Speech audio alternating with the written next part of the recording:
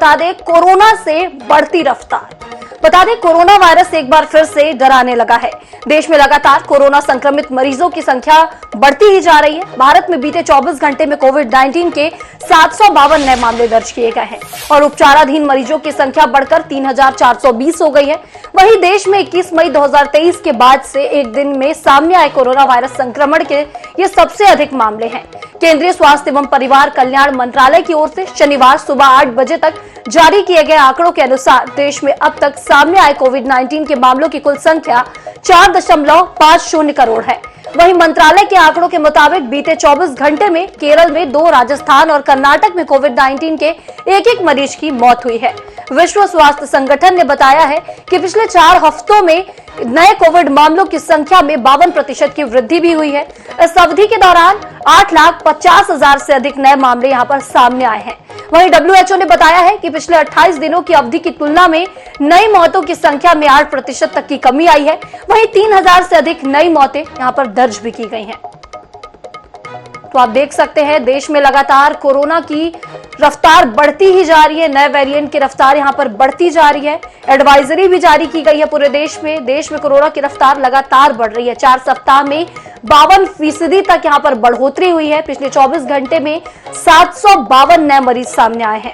आपको बता दें 1 महीने में 52% संक्रमण यहां पर बढ़ा है। WHO ने ये बात कही है। JN1 वेरिएंट अब तक 41 देशों में फैल चुका है। देश में बढ़ रही कोरोना संक्रमितों की रफ्तार लगातार बढ़ती ही जा रही है। बीते 24 घंटे में 752 नए मामले यहां पर सामने आए हैं। तो आपको बता दें केरल में सबसे ज्यादा एक्टिव केस है। भारत के केरल राज्य में सबसे ज्यादा अभी एक्टिव केसेस है। JN1 वेरिएंट जो है वो अब तक 41 देशों में फैल चुका है, जो कि भारत में भी आ चुका है। इस खबर पर ज्यादा जानकारी के लिए हमारे साथ हमारे संवाददाता सत्यव्रत शुक्ला हमारे साथ जुड़े हुए हैं। जी सत्यव्रत, आपसे जानना चाहेंगे कि लगातार कोरोना की रफ्तार बढ़ती ही जा रही है। यहाँ पर 24 घंटे के अंदर 752 नए मामले भी सामने आए हैं और जो नया वेरिएंट है JN1 वो भी कहीं ना कहीं असर दिखा रहा है। तो क्या कुछ स्थिति है WHO की ओर से और देश में क्या कुछ एडवाइजरी इसे लेकर जारी की गई है? देखिए, मैं इसमें बताना चाहूंगा कि सबसे पहली बात तो ये कि जो JN1 स्ट्रेन जो है ये डेनमार्क और इजराइल से शुरू हुआ था और इसकी ट्रांसमिसिबिलिटी जो है वो और ज्यादा है पिछली बार कोरोना की तुलना में, जिसको देखते हुए WHO ने और साथ ही 7 देश में अभी मनसुख मांडविया जो कि स्वास्थ्य मंत्री थे, उन्होंने सभी राज्यों के स्वास्थ्य मंत्रियों को बुलाकर इसमें मंत्रणा की है। और अभी हाल में ही कल के दिन यूपी में सरकार में भी जो है इन्होंने सारे जितने भी जिला चिकित्सालय हैं, मेडिकल कॉलेजेस हैं, सबको एक दिशा निर्देश जारी कर दिया कि जितने भी इन्फ्लुएंजा लाइक इलनेस के मरीज हैं यानी जिनको ILI बोलते हैं, साथ ही साथ सीनियर एक्यूट रेस्पिरेटरी इन्फेक्शन यानी SARI के जितने भी मरीज जो भी आए हॉस्पिटल्स में उनका RT-PCR जरूर किया जाए। पहली बात तो ये है। साथ ही साथ ये निर्देश दिया कि आप सभी लोग जितने भी मतलब इस तरह के पेशेंट जो भी आए उनको टैकल बहुत सावधानी किया जाए और डराया ना जाए, क्योंकि कहीं ना कहीं एक ये भी बहुत बड़ा कारण है कि डर के कारण भी लोग जो है इससे काफी खौफजदा हो जा रहे हैं। और ये आपने सही कहा कि 752 नए मामले अभी आए हैं और आज समय देश भर में अगर हम देखा जाए तो 2,997 केस नए वेरिएंट केस के कोरोना के हो गए हैं। तो निश्चित रूप से कहीं ना कहीं ये जो वेरिएंट फैल रहा है इसके लिए सरकार ने अलर्ट जारी कर रखा है।